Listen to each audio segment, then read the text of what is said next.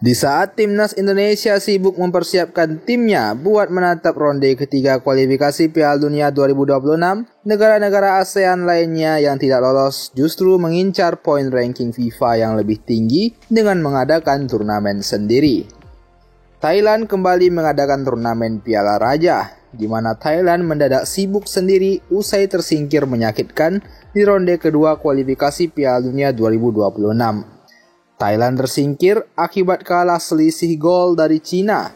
Demi mengobati kekecewaan tersebut, skuad Gajah Perang kembali mempersiapkan gelaran Piala Raja atau yang disebut dengan Kings Cup.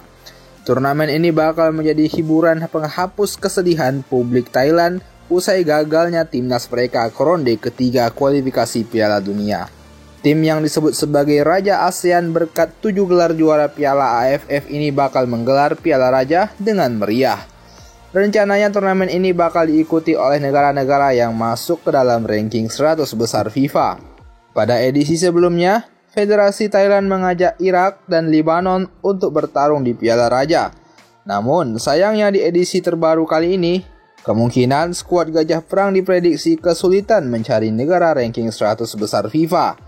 Alasannya karena banyaknya raksasa Asia yang memiliki agenda yang sama dengan timnas Indonesia, yakni sibuk bersiap menatap ronde ketiga kualifikasi Piala Dunia 2026. Masa Tadaisi selaku pelatih timnas Thailand sudah mewaspadai kekuatan anak asuh Shin Tae-yong yang telah membuat banyak kemajuan pada beberapa pertandingan terakhir. Pelatih Thailand ini dianggap akan menjadikan timnas Indonesia sebagai rival berat mereka di ASEAN Cup 2024. Selain menggelar Piala Raja, Thailand diyakini juga mengalihkan fokus mereka untuk mempertahankan gelar juara Piala ASEAN yang bakal digelar akhir 2024 tahun ini. Sebab hanya turnamen tersebut yang bisa menjadi satu-satunya turnamen yang bisa dibanggakan publik Thailand bila berhasil menjadi juara di ajang tersebut. Sementara itu, Malaysia juga terpaksa kembali mengadakan gelaran Piala Merdeka usai gagal ke ronde ketiga. Turnamen tahunan ini bakal digelar untuk memperingati Hari Kemerdekaan negeri jiran.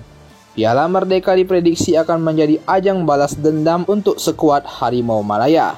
Di turnamen ini, Malaysia bakal tampil habis-habisan demi memberikan hiburan menarik untuk para supporter. Demi mewujudkan ambisi ini, skuad Harimau Malaya sudah mengundang Filipina, Tajikistan, dan Lebanon.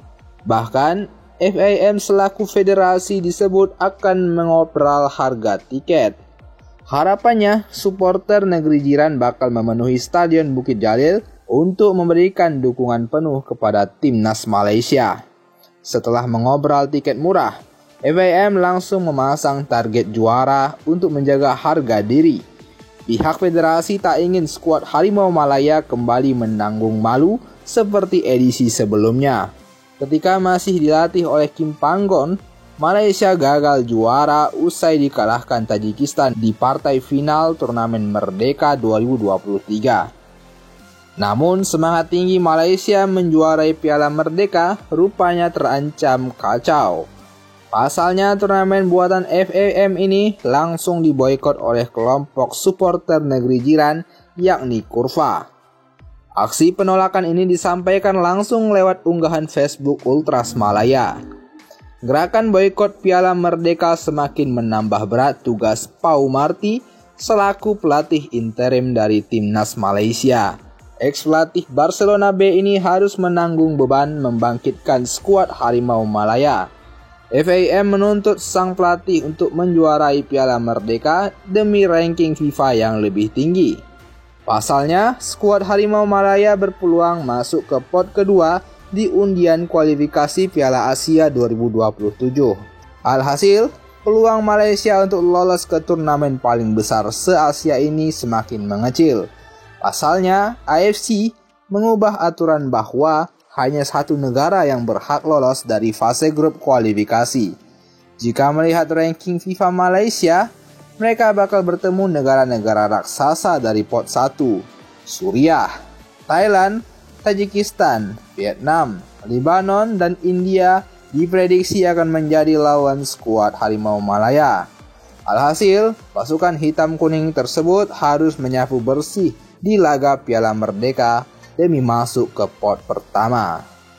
Nasib buruk juga dialami Vietnam. Setelah gagal lolos ke ronde ketiga kualifikasi Piala Dunia 2026, pasukan bintang emas angkat koper lebih cepat karena 2 kali dihabisi skuad Garuda.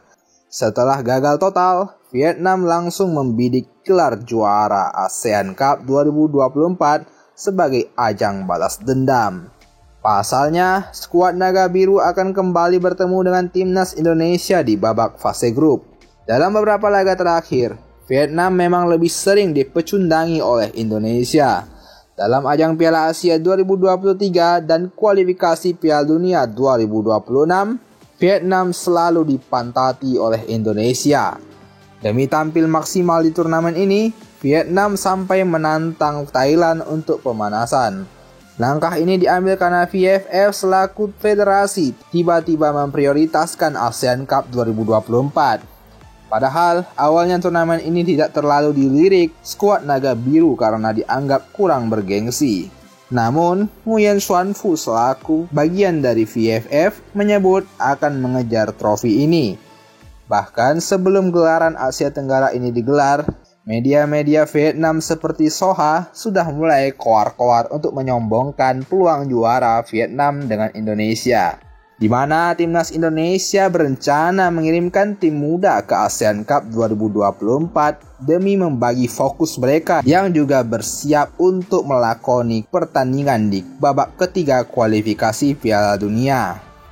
Hal ini tentunya akan sangat mempermudah peluang Vietnam untuk menjadi juara, tulis Soha.